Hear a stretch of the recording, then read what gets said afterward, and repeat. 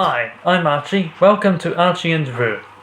I had planned to upload a video of myself and my friend Anne-Marie moving two of her beehives onto a sturdier stand than the one they were sitting on at the time. But unfortunately, things didn't go quite to plan. What was meant to be a quick and straightforward task turned out to be more difficult than we imagined. Look at this stand. The wood is about to crack. It's got cracks in it, and the hives are leaning inwards. So what we're going to do is we're going to put them onto this stand, which is more solid, and we haven't got very far to go.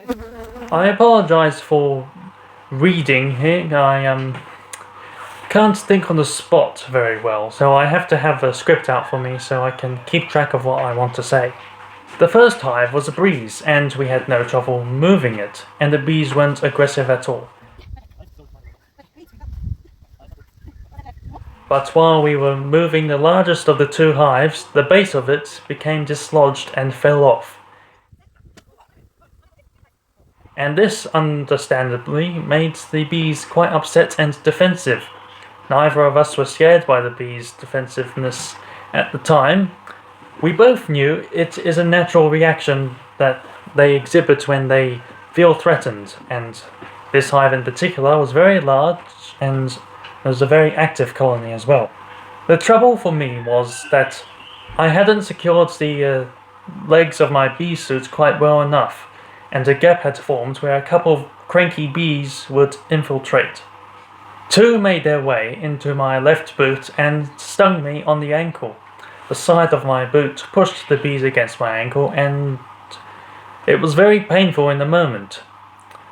Two bees made their way into my hood, and thankfully I wasn't stung on my head or neck, but it is unnerving to have cross bees buzzing inside the visor near your face. Another 3 or 4 had gone into my right trouser leg and stung me on the calf and ankle. I also had one sting on each hand where a bee had gotten through the glove and somehow stung me. I don't know, it wasn't inside the glove. I must admit I didn't handle the stings well in the moment, and it's just too embarrassing to show you the footage of my screams. Well, I might add a small bit on the end of this video for comedic purposes only.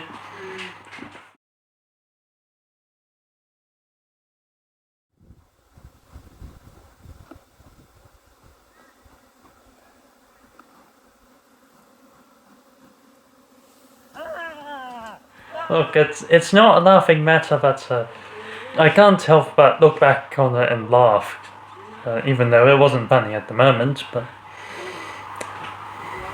I can't believe it's me when I look at the footage. Anyway, after the bees had calmed and the job was done, I took a tablet and had no swelling or pain afterwards. In fact, I didn't even know that I had several of the stings until a few days later when I saw the red spots. Thankfully, Anne-Marie didn't get any stings at all. Getting stings from the bees is a hazard of beekeeping, but this was only the second time I have ever been stung in the 18 months I've been learning. Hello, Bess.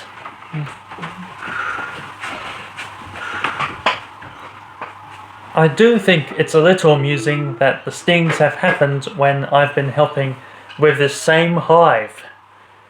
Thankfully, again, I'm not allergic and I don't react poorly to stings.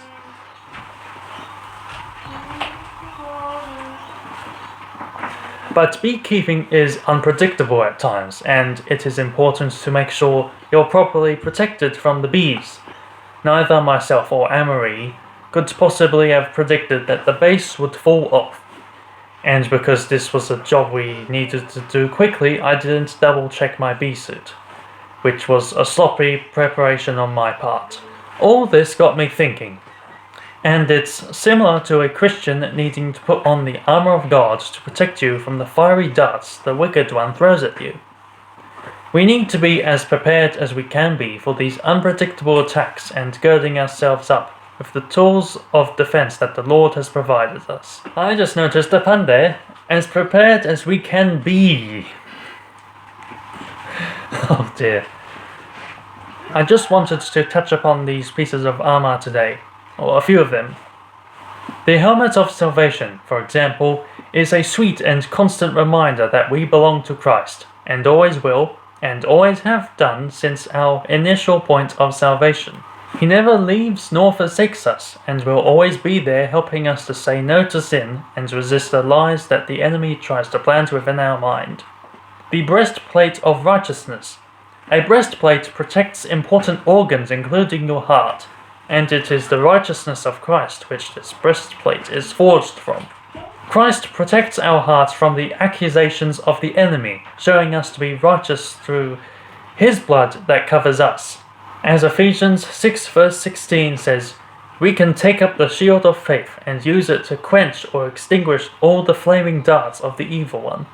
It is our faith and trust in the promises of God, knowing and believing he is standing beside us as the arrows fly. But what about when one of those arrows makes a direct hit? How does this happen? Yes, the Lord can keep us from stumbling, as it says in Jude verse 24. But we also have a responsibility to build ourselves up in our most holy faith and keep ourselves in the love of God. And it is when we let our guards down and fail to do this that the enemy most often strikes. Just like the gap in my bee suit happens because of my own error, the hole in our defense usually happens because we don't see that we're losing focus on our walk. We may be walking in error, or allowing pride or bitterness to form, or taking our eyes off Jesus and putting them onto the things of this world. Then, with our guards down, it is easier for us to fall prey to the enemy's snares and to our own sinful desires. Yet we can rely on the promises of God and trust that he will use these times of trial as the refiner's fire to burn off the dross and unfruitful branches of our lives. And he will work all things together for the good of those who love him and those who are called according to his purposes. Next time I go to help Anne-Marie with bees, I won't be as careless in checking that I am correctly suited up. I've learned through this to be more attentive and observant, and I want this lesson to carry over into my Christian life too. I'd love to hear your thoughts on all this, any insights you might have about the Armour of God, or a time the Lord has used to refine your character. Please leave your comments below. You never know how you might encourage a fellow believer through your experience. Thank you all for watching. God be with you, and goodbye. The breastplate of righteousness. A breastplate... The